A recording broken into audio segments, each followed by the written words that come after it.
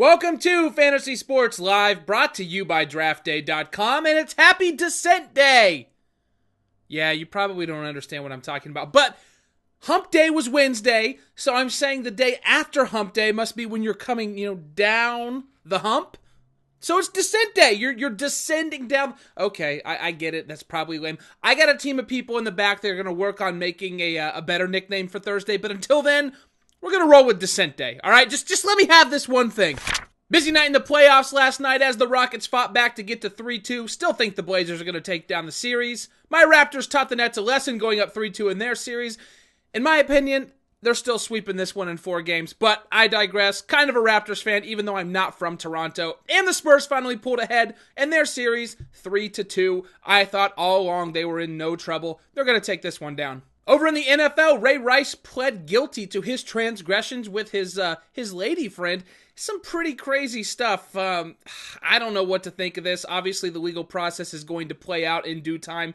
But this could have major fantasy implications for the Baltimore Ravens and for the DFS landscape. Ray Rice has been one of the better running backs in the league the past 4 or 5 seasons, except for last year, where he trailed off substantially. Look for Bernard Pearson, whoever else they get in their backfield if there's some lasting issues with Ray Rice. Biggest news yesterday was Mike D'Antoni resigning from his post as head coach of the Los Angeles Lakers. Now, this comes on the heels of the Lakers denying to pick up his team option for the last year of his contract. The writing was on the wall. He didn't want to be a lame duck coach. Look, this has huge fantasy implications for everybody on the Lakers squad. We found a lot of value this year in guys like Nick Young, Kent Bazemore, Wesley Johnson. Without that fast-paced Mike D'Antoni offense, and with presumably a new big-name head coach coming in, not going to be as easy to identify the value on that team. I do think it plays into the hands of guys like Kobe Bryant, though, a little more, assuming he comes back healthy next year, because there should be an offense that's slowed down and designed to utilize him. Come and join my Fantasy Sports Live League over at Draft Day tonight. Got my 5 guys double up series going on throughout the week. Of course, that's Monday through Friday. You got a double up contest.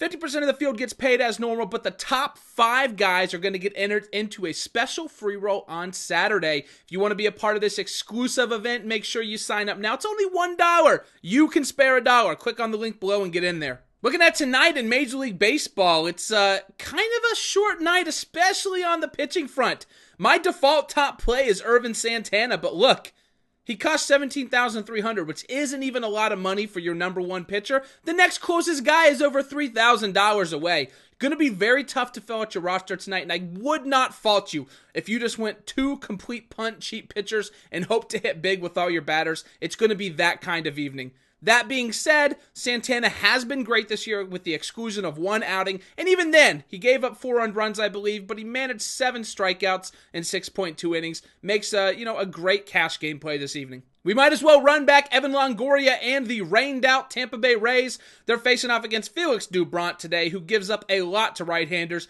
They're in a hitter's park with the Green Monster out there in Fenway. I think Longo and some of the other Rays right-handed bats are going to have a very, very nice evening indeed.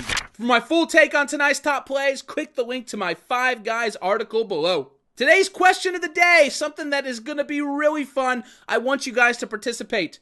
We, of course, love Twitter nowadays. You got star athletes, celebrities, everyone else tweeting, providing us constant entertainment.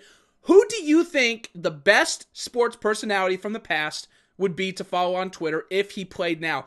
I heard somebody say Shaquille O'Neal, and that's a really, really interesting one. I'm thinking guys like Joe Namath would have been awesome to follow on Twitter. Just throwing a couple of them out there. It would have been probably really fun to follow a guy, like John Rocker when he had a Twitter. That would have been a mess indeed. Just let me know who you thought. I want your thoughts. Obviously, you like this video. How could you not? And I know you want up-to-date fantasy-relevant information delivered to you as soon as it's available. Make sure you like and subscribe to this video. Thanks for watching Fantasy Sports Live. I'm Crazy Gabe, reminding you to be a man. Grow a beard.